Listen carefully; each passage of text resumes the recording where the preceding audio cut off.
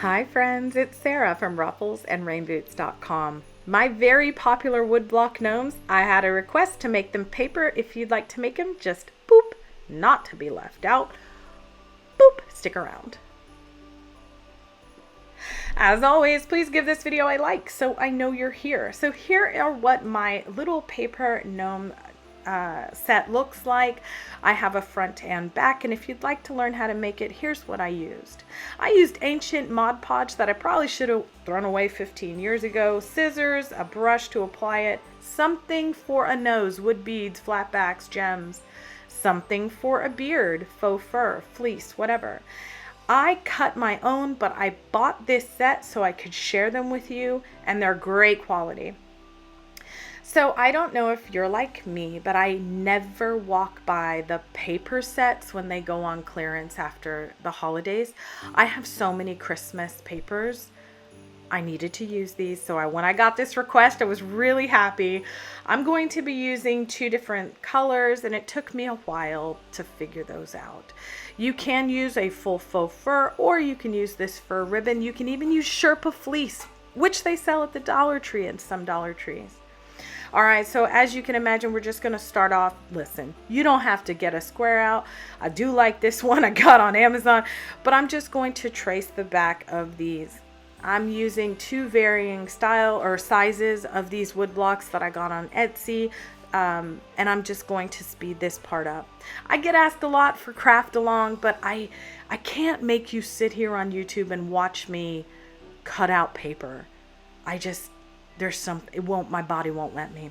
All right, so I'm going to use my ancient Mod Podge, and when I say ancient, I'm not kidding. I don't even know what's in this thing, but it is gloopy, but it still works. So I'm going to brush it on with a nice little flat paintbrush here, and then use it to adhere my paper. I love it because you can move it around 650 times before you need it to actually sit. Now, one part of this video that I did not film was after I put on the paper, I sprayed it with Krylon UV resistant clear coating in a matte. There's just something, if I have a rustic looking gnome, I'm not going to make it glossy. So I prefer the matte sealants, whether it's Mod Podge, sprays, whatever. I really do like Krylon matte. I get it on Amazon, but they do have it at the craft stores and even the home improvement stores sometimes. Once the papers are on, I just make sure all the edges are down, the corners are down, and then I'm going to use the sanding block going down on the paper to roughen up those edges and to remove any overhang.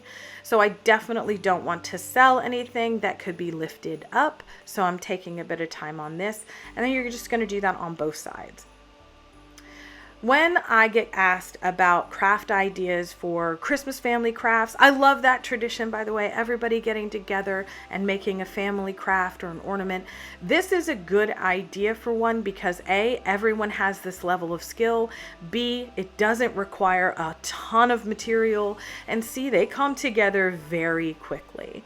So if you are looking for family craft ideas for the holidays, this is a good one. It's also a good one to sell. I would sell them in pairs of 2, 3, or 5. So here is the faux fur ribbon that I got on clearance. It's very thin, and you can't really see it here, but it is actually creased in some areas. So you can actually just take a hairdryer and warm it up because it's plastic. So I'm going to cut off that very bottom edge because somebody cut it with scissors and the fur won't hang down. But I'm going to cut a couple of inches here and add a 1/4 inch at the top. And the reason we're adding some at the top is because we're actually going to fold it over to make it look a little bit more finished. I highly recommend doing this if you're new to making gnomes and you're not covering up that top edge. You can clearly see where we cut it. So we're going to make it look a little nicer. Additionally, whether you sell or not, yank off all the sides of the fur because it's going to shed. I'm going to use some hot glue to tamp down this very top edge, as I mentioned. Now, for those of you who do not want to use hot glue because you sell and because you're in a hot environment or because you store these things in a hot environment, you can use super glue. If you use super glue, you have to spread it out. Otherwise, it will seep through something as thin as this. I'm just taking my X-Acto knife and notching off a triangle on either corner and pulling that faux fur off. And now we're just going to repeat the process. And look, I'm so very technical. I just hold it up against it and, you know, hope for the best. But this is an extremely forgiving craft. Now, I would ask a question. I would love to hear, would you go full glam with these, or would you like painting them and putting decorations on, or whatever, or do you like the rustic look? I think for another set of these, whether I sell them or not, I'm going to stain that wood and really darken them up before I put a light colored beard on. I really want to see what that looks like. So mine is a rustic look, but I'd love to hear how you would decorate yours in the comments below. All right, once we have the second piece, now it's time to attach it. And again, if you are not going to use hot glue, you can absolutely use super glue here, or you can use a mini nail gun or a mini staple gun to attach this beard. If you want to use the mini nail gun or the mini staple gun, go ahead and split the fur to the fabric backing and then do your staple or your nail so that you can brush the fur over that nail or staple. All right, so I'm just going to repeat this on the other side, and I do have overhang, and I'm going to use that to create a full wrap beard. When you're working on the smaller ones, it's a cute look, that's all. And you can see it looks like they're uneven, but look, it's just the fur is brushed up. All right, so I'm just going to add a little bit of glue, pop those two together. And as I mentioned, the only step not on the camera is that I sealed the wood and the paper before I put the beards on. I don't know where that footage went, but that's what you need to do. All right, and by the way, you can seal it with the matte Mod Podge. You don't even have to use a spray. All right, so once I have the beards on and connected, I'm just going to raise them up all around the edges and the bottom, making sure that nothing lifts up, because if it lifts, it has an opportunity to fail. Now I'm going to use a wood round for my nose. You can also use a wood bead, but just move the fur out of the way, find that fabric backing in the center, and then I'm going to use a wood flat back because apparently I can't use round things today. I'm going to use some hot glue right in that little spot that we created and press that down. Y'all want to know proof that I have a good time? Watch this. This is me dancing while I'm waiting on that to dry.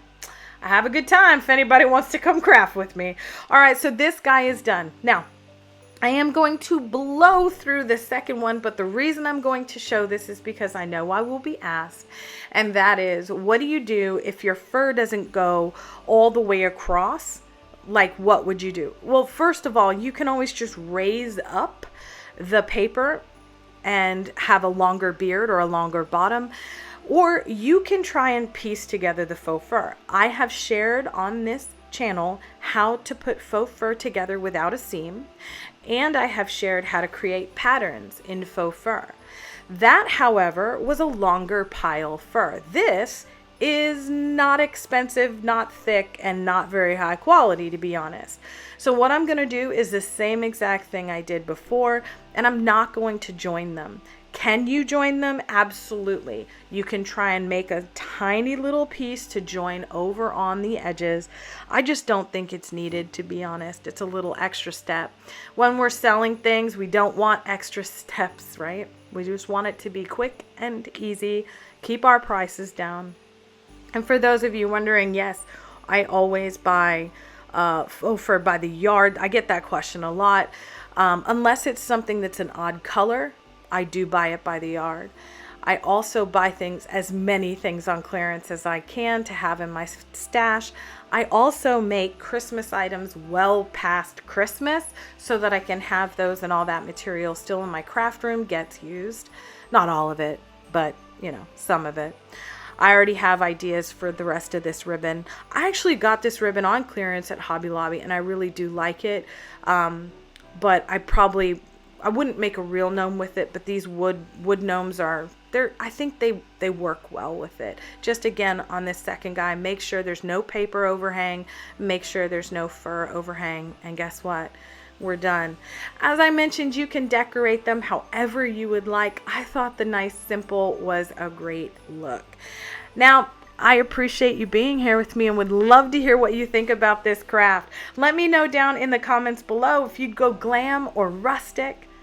As always, thanks for being here. Please like this video and subscribe for more crafty fun.